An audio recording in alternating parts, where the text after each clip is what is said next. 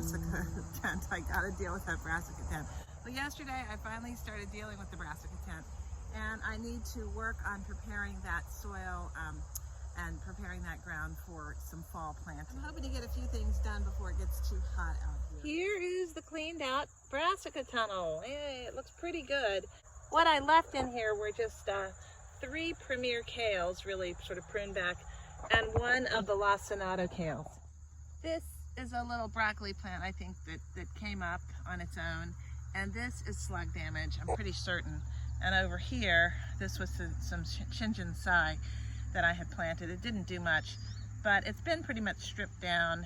I am thinking slugs. It could have been something else as well. Now you can see the one bad thing about this is I did not do a good job of keeping this earth covered during the growing part of the year. I should have come back in and put a whole bunch of mulch in.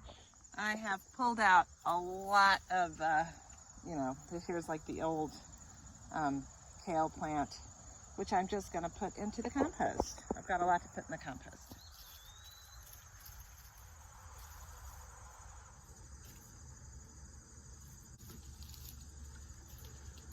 Got a nice bucket of compost here. Take it down to the garden. I'll tell you about this bed. This bed, even though I'm a no-dig gardener, and most of my beds are just layered up with compost, the first couple of beds that we created in this garden, this was as I was expanding the garden in 2021. We were trying and experimenting with different methods. The first thing I tried to do was rototill, which was impossible on that earth practically with the rototiller that I had. The second thing we did a double dig bed, and that is what this bed was originally, and it is, I will never do that again. Here's why I'll never do double dig again. In this clay soil, that clay down there is hard, and the minute that it hits sunshine, it just turns into like a rock. So because my mistake, I did not properly mulch this brassica bed as it was growing this year. I just got lazy. Because I didn't properly mulch it, it is very hard clay. So I am going to go ahead and do something I really don't like doing, which is breaking up some of that clay then I can add in the fertilizer. I'm going to put a little fertilizer in, organic granular, and some compost. So this is the kind of work that is, takes a little bit of muscle, and normally I don't have to do any of this stuff because most of my beds just take care of themselves as I add compost and mulch on top. But sometimes you got to do what you got to do. And it's getting hot, but I'm going to try to get it done.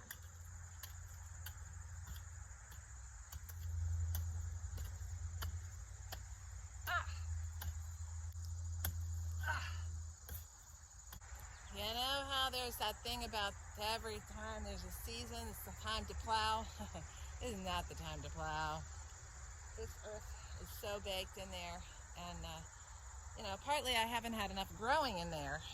So, number 1 rule, keep your ground covered. This is the native soil here. This is not even dry. This is fairly moist. It does hold, but it is thick. This has a lot of organic matter in it already because I've been composting, but look at how it just is, it's like a brick. That's why they have all those red brick buildings around here. So I gotta deal with that a little bit, at least, so that I can get these seeds when I plant them, or else they won't take off. Plan B, garden fork.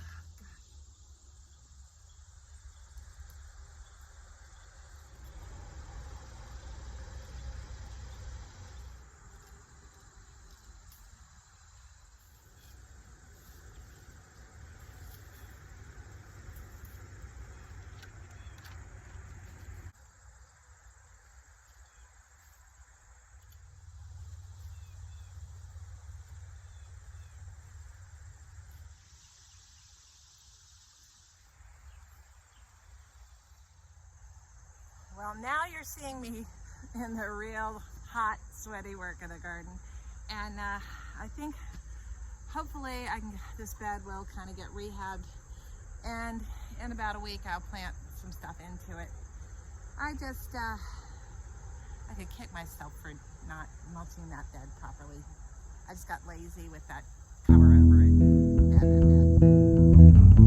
Thank you for hanging out with me today. A little bit of a different kind of thing, but you know, I always say warts and all. This is the warts and all, and there's some warts. So, hope your garden's growing well. Take care. Bye.